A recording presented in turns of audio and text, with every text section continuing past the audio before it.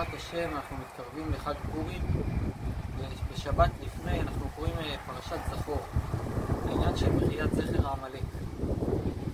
בתורה כתוב תמחה את זכר העמלק ולא תמחה את העמלק. למה זה חשוב?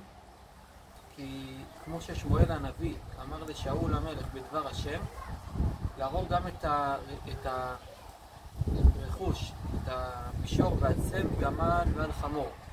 צריך להרוג גם את החיות והבהמות של העמלק, אפילו שהם לא עמלק.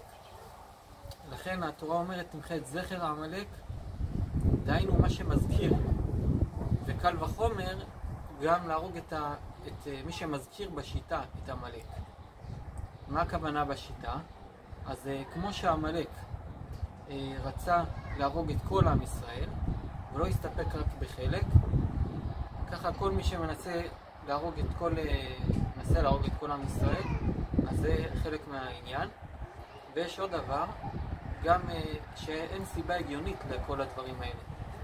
למשל, כמו שהיו עלילות דם, שהגויים אמרו על היהודים שהם מערבבים דם של גויים במצות לפסח, וזה כמובן אין לזה בסיס של אמת וכל שקר.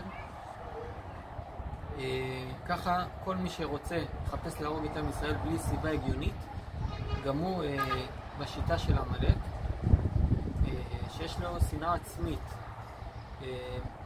לכל עם ישראל. זה סימנים שמעידים על עמלק בשיטה. עכשיו, גם אם אין זרע עמלק, עדיין השיטה ממשיכה. יש הרבה גויים, כמו שאנחנו יודעים, את הגרמנים שניסו להרוג אותנו במלחמת העולם השנייה, עשו לנו את השואה, אז גם היום יש את חמאס ואיראן שמנסים להרוג אותנו, ולכן יש לנו את המצווה הזאת למחות את זכר עמלק גם עליהם. עכשיו, אם נגיד יש ילדים גם, הילדים של האיראנים גם צריך להרוג אותם? אז התשובה היא לא. אפילו שכמובן שאת גזע עמלק כן צריך להרוג גם את הילדים וגם את הרכוש, אבל מי שמזכיר את עמלק זה ההבדל. מי שהוא גזע עמלק ממש צריך להרוג, כמו ששמואל הנביא אמר, גם את הרכוש וגם את הילדים, לא לחוס על אף אחד.